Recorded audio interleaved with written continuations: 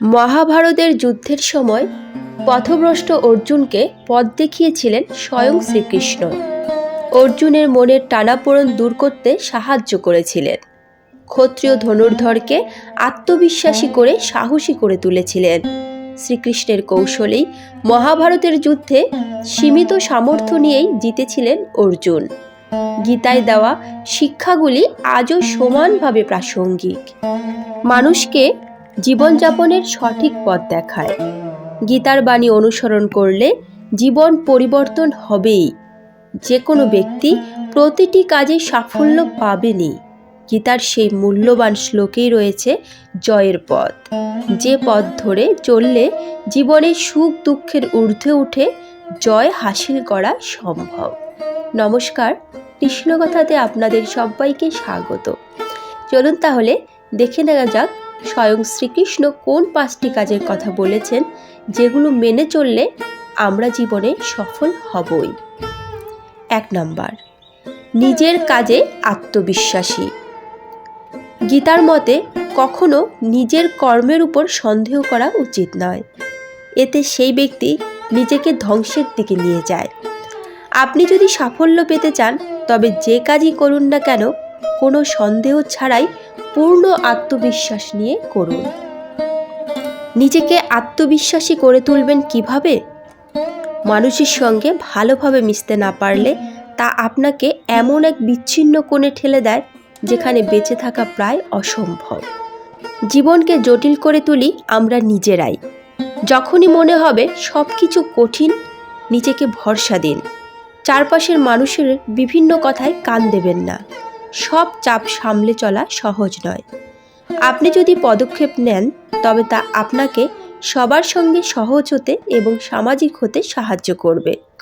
যদি মানুষের সঙ্গে সহজে মিশতে না পারেন, তবে আত্মবিশ্বাস তৈরির জন্য কিছু কাজ করা জরুরি। চলুন জেনে নেওয়া যাক। নিজের সঙ্গে ইতিবাচক কথা বলুন। সবচেয়ে মধুরতম উপায়ে নিজের সঙ্গে কথা বলার অভ্যেস করুন। নেতিবাচক চিন্তা মাথায় ঢুকতে দেবেন না। ইতিবাচক কথা এবং সত্যি বলার চর্চা করুন, যা আপনাকে আরও ভালো এবং উন্নত বোধ করতে সহায়তা করবে। আপনি যা করতে চান বা আরও ভালো হতে চান এমন কিছু বলে নিজেকে অনুপ্রাণিত করুন। আপনার অর্জন সম্পর্কে চিন্তা করুন।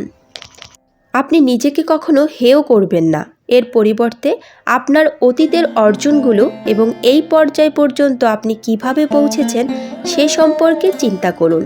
অনুপ্রেরণার এই ছোট মুহূর্তগুলো আপনাকে বুঝতে সাহায্য করবে যে আপনি আরও বড় কিছু করতে সক্ষম।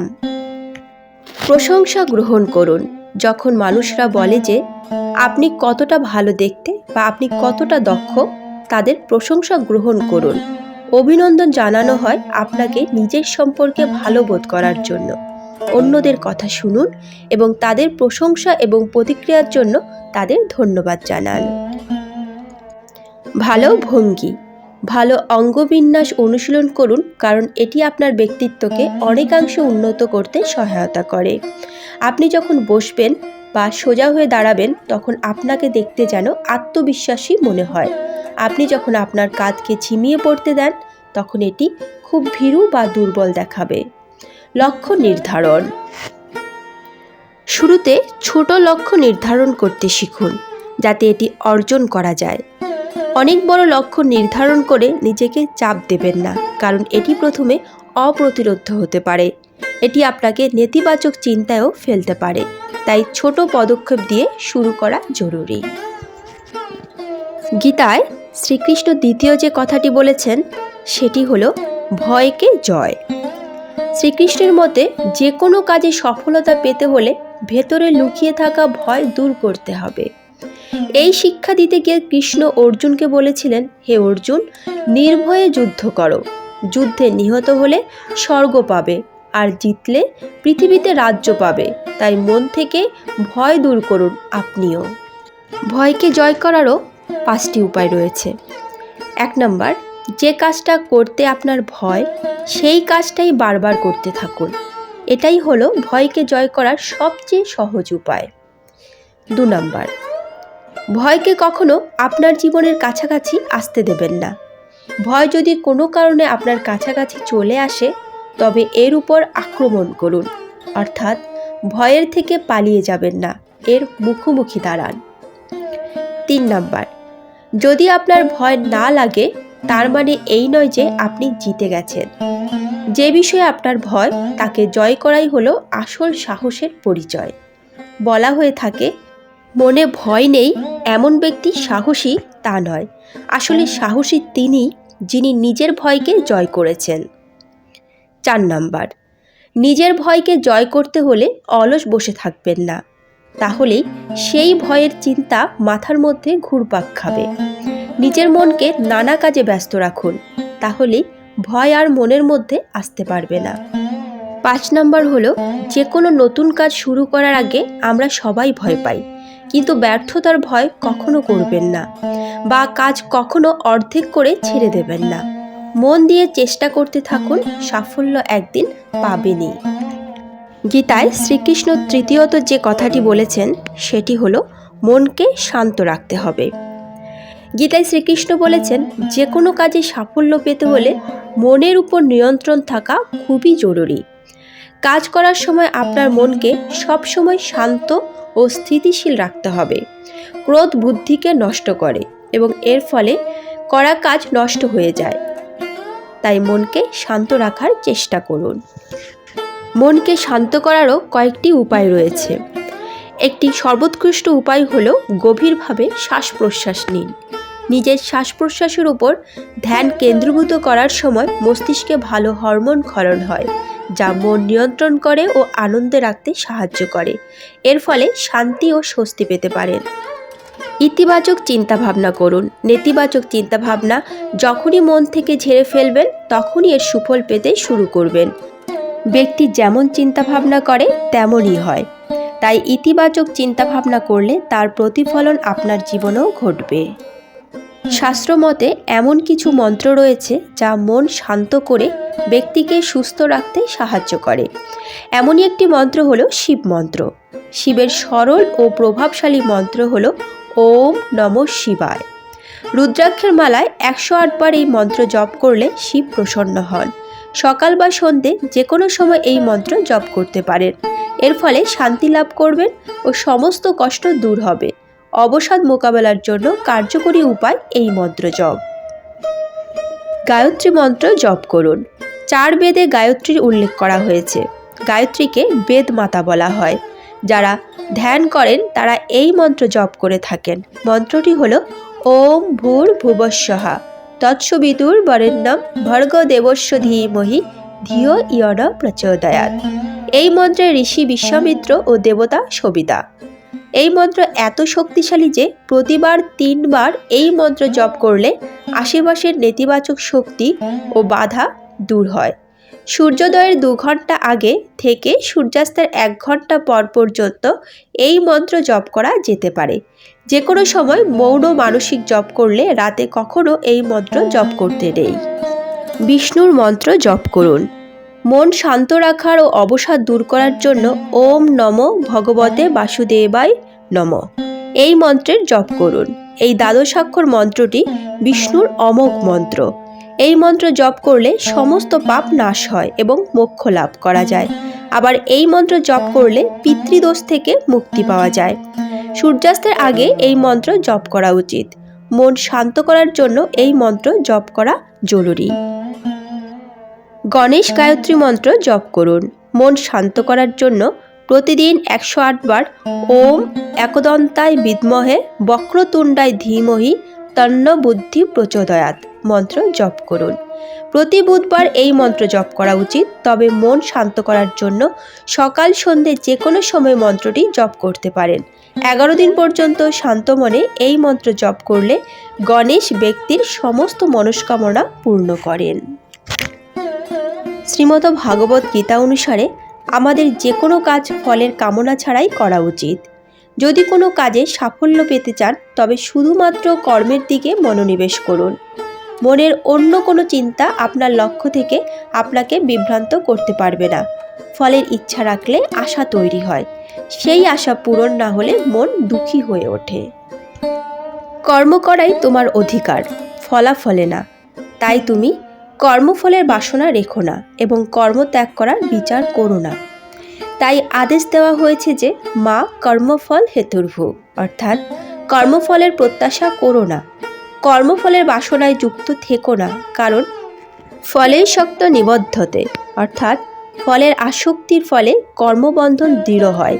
তাই গীতায় ফলের ইচ্ছা ত্যাগ করে কর্ম করার শিক্ষা দেওয়া হয়। যারা কর্মফলের ইচ্ছা রাখে তারা দয়ার পাত্র হয়। কর্মফলের পরিণামের প্রতি লালসা বা কামনা থেকে বিষয়ের প্রতি আসক্তি বৃদ্ধি পায়। কামনার সিদ্ধিতে বিঘ্ন ঘটলে রাগ উৎপন্ন হয়। রাগের ফলে মতিভ্রষ্ট হয়, অবিবেক জন্ম নেয়। অবিবেকের ফলে স্মৃতি নাশ হয়, ভালো মন্দ বিচারের ক্ষমতা চলে যায় এবং ব্যক্তি নিজের জন্য শ্রেষ্ঠ বস্তু নির্বাচন করতে পারে না। এইভাবে ব্যক্তি কর্মবন্ধনে আটকে যেতে থাকে। কর্ম করার প্রক্রিয়া উদ্দেশ্য থেকে অনুপ্রাণিত হওয়া উচিত, তা কামনা দ্বারা পরিচালিত হওয়া উচিত নয়। এবার প্রশ্ন হলো, কর্মফলের ইচ্ছা ও কামনা ছাড়া কর্মের প্রবৃত্তি কেমন হবে? ফলের আশা না করে ব্যক্তি কিভাবে কর্ম করতে পারবে? বলা হয়েছে কামনা পূরণের জন্য কর্ম করা হয়, আবার কামনার নিবৃত্তির জন্য কর্ম করা হয়। সামান্য ব্যক্তি কামনা পূরণের জন্য কাজ করেন, কিন্তু জ্ঞানী ব্যক্তি আসক্তি ত্যাগ করে আত্মশুদ্ধির জন্য কর্ম করেন। আসক্তির কারণে কর্মবন্ধন মজবুত হলে গীতা কর্ম করার উপদেশ কেন দেয়? কোন কাজ করা উচিত, কোনটি করা উচিত নয়, এর চেয়ে কি সন্ন্যাস ভালো? অর্জুনও এই প্রশ্ন তুলেছিলেন। গীতায় কৃষ্ণ বলেন, কর্ম করলে বন্ধন থাকবে কি থাকবে না তা কর্তার দৃষ্টিকোণের উপর নির্ভর করে। আসক্তি না রেখে কাজ। শ্রীকৃষ্ণ গীতায় বলেছেন, মানুষের কোনো কিছুর প্রতি অতিরিক্ত আসক্তি থাকা উচিত নয়। এই আসক্তি মানুষকে দুঃখ ও ব্যর্থতার দিকে ঠেলে নিয়ে যায়। অতিরিক্ত আসক্তি ব্যক্তির মধ্যে রাগ এবং দুঃখের অনুভূতি তৈরি করে। এ কারণে তিনি তার কাজে মন দিতে পারেন না। তাই মানুষের উচিত অতিরিক্ত আসক্তি পরিহার করা। ভগবদ্গীতার 14 অধ্যায়ের বিষয় হলো 3টি গুণের বিভাগযোগ, এবং এখানে বর্ণনা করা হয়েছে কিভাবে আমাদের মন আমাদের বন্ধু হতে পারে, আবার শত্রুও হতে পারে। বলা হয়েছে সুখ এবং সাফল্য কিভাবে একে অপরের সাথে সংযুক্ত থাকে।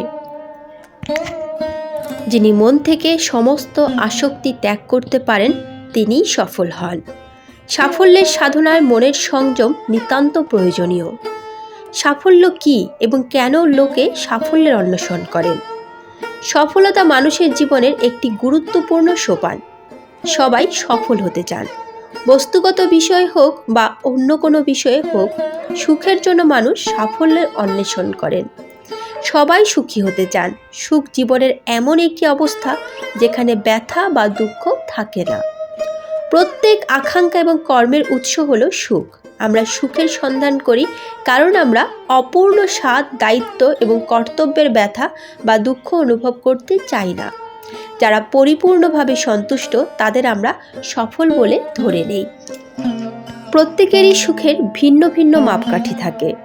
কিছু লোক সন্তান প্রাপ্তিতে সুখী হন। একটি ছাত্র পরীক্ষাতে প্রথম হলে সুখী হয় এবং কেউ যা অর্জন করে তার জন্য প্রশংসিত হলে সুখী হয়। কিছু লোক নতুন দক্ষতা এবং জ্ঞানার্জনে সুখ খুঁজে পায়, যা তাদের সুখী ও তৃপ্ত করে। কেউ প্রচুর অর্থ অর্জন করে বড় প্রাসাদ কেনার জন্য, বিলাসবহুল জীবনযাপনের জন্য এবং সব কিছু নিজের দখলে রাখার জন্য, যা তাকে তৃপ্ত করবে, এবং এটি হলো তার সফলতার মাপকাঠি। আমাদের নিজস্ব কর্তব্য এবং দায়িত্ব পালন করা প্রয়োজন। যেমন একটি ছাত্রের দায়িত্ব হলো নিয়মিত অধ্যয়ন করা এবং শিক্ষক কর্তৃক প্রদত্ত অনুশীলন সম্পূর্ণ করা। যদি এই কর্তব্যগুলো অসম্পূর্ণ থাকে তাহলে ভবিষ্যতে কষ্ট ভোগ করতে হয়। এই কষ্টগুলি আমাদের দুঃখ পীড়ার কারণ হয়। মনের অস্থিরতা বিভ্রান্তির সৃষ্টি করে এবং কাম্য লক্ষ্য অর্জন থেকে মনকে বিচ্যুত করে। মন ও তার সৃষ্ট প্রতিবন্ধকতাকে সংযত রাখতে হলে আমাদের মনের প্রক্রিয়া সম্বন্ধে বুঝতে হবে। আমাদের আসক্তি ত্যাগ করে নিজ নিজ কর্তব্য পালন করে যেতেই হবে। আজকের মতো ভিডিওটি এখানেই শেষ করলাম। আশা করি আপনাদের ভালো লেগেছে। যদি ভালো লেগে থাকে তাহলে অবশ্যই একটি লাইক করবেন। কমেন্টে রাধা মাধবের জয়গান করতে ভুলবেন না যেন। আর যারা এই চ্যানেলে নতুন, এই ধরনের বিভিন্ন ধর্মীয় ভিডিও পেতে এবং গীতা পাঠ শুনতে চ্যানেলটিকে অবশ্যই সাবস্ক্রাইব করুন। তাহলে আজ এ পর্যন্তই, দেখা হচ্ছে পরবর্তী ভিডিওতে। ভালো থাকবেন।